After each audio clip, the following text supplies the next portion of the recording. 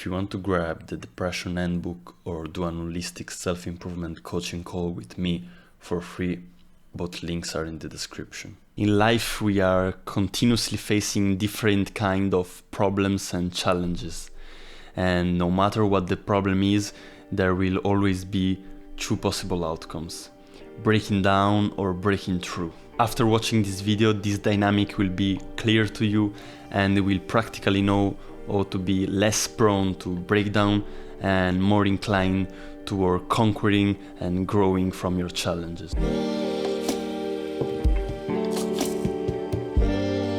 So in life, we are always facing different kind of challenges and problems. From the biggest to the smallest, they always change. And in this video, I want to go over this phenomena of breaking down in relationship to challenges or breaking through. So let's first define and clarify what those two terms means. So breaking down is a response that happens when a challenge is perceived as too much. It is perceived as overwhelming and your mind don't know how to face it and feels like it's hopeless in face of it. This can lead to a victim mindset and to just feeling stuck in life and blocked. In the other hand, breaking through is when you face a challenge head on and you go through it and come up the other end with growth. So breaking through results in massive growth and maturity and leave you completely transformed in a better way after the challenge is overcome. So you can probably look back at your life and see various times where you broke down or you broke through in relation to different kind of challenges and problems. No matter how big or small the problem was, the key thing is seeing how these two kinds of outcome can play out in your life and what is helping to breaking through rather than breaking down. Because we see how breaking down can be really damaging and can leave you stuck even for years on a single problem. So I want to emphasize how the way in which we relate to the challenge is the key, is what makes the difference between breaking down or breaking through. For example, let's say that you had a really deep love relationship with somebody and at a certain point there is a breakup and the relationship ends.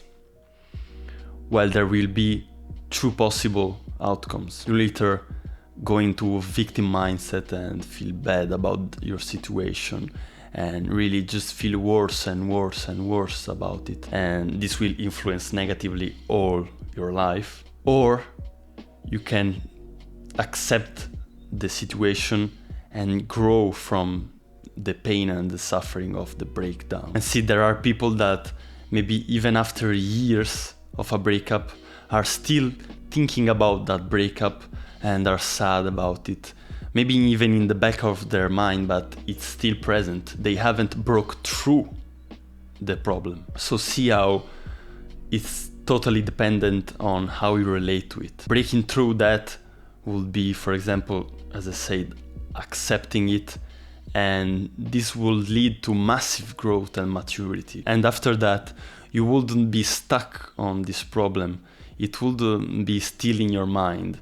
It will be passed through. So we can see how breakdown is really a blockage from going to the next step of your evolution, of your growth as a human being, of your maturity.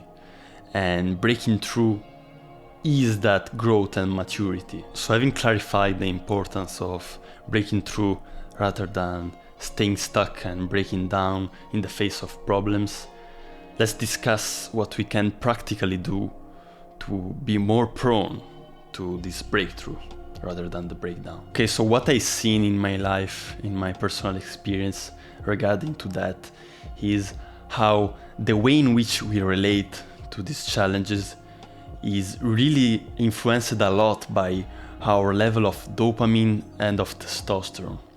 And both are really tied together. This is key to understand because the role of dopamine is crucial on that, because the more dopamine we have, the easier a challenge will feel and the less overwhelming it will be perceived. So I see that every time my levels of dopamine are fucked up by overconsumption of content and overstimulation, every challenge feels harder, and it's way easier to be overwhelmed because my stress tolerance gets less and less and less. And that's the same with testosterone, because when your testosterone is higher, working and challenges may actually even feel pleasurable. You will have the drive to overcome challenges and it will be even fun. So as you may well see in your life, whenever you are overstimulating your dopamine system, so when your baseline of dopamine is not healthy, everything will feel so hard. And that's even for the smallest thing, like washing the dishes if you're really down bad. And this leads easily to depressive states and really bad mental health. The first thing that we have to do is reestablish a healthy level of dopamine. And to do that, we really have to change our lifestyle in relation to consuming content and short instant gratification activities, because that's really how we fuck up our dopamine. So another thing related to our level of dopamine is, of course, porn and masturbation, as you may well know.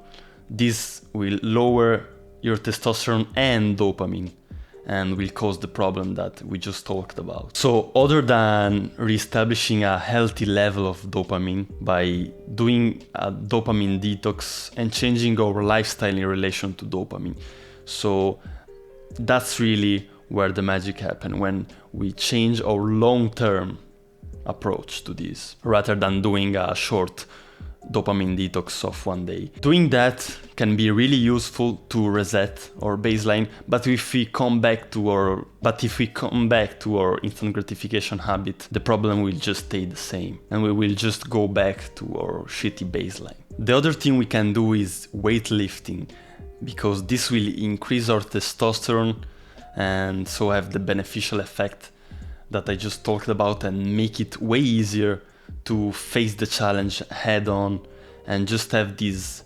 mindset of drive, of conquest, of accomplishing things and not be overwhelmed by them. And to be able to do that, to have a healthy level of dopamine, we must increase our mindfulness. That's the key to be able to not be in this reactive state in which we consume dopamine and stay in instant gratification to avoid ourselves. So by meditating and increasing our baseline of consciousness, it will be easier to stay on a healthier level of dopamine, because we will be mindful of what we consume on a daily basis and how it influences us. So that said, if you really want to make a serious change in your life, which is effective, really become mindful of your consumption.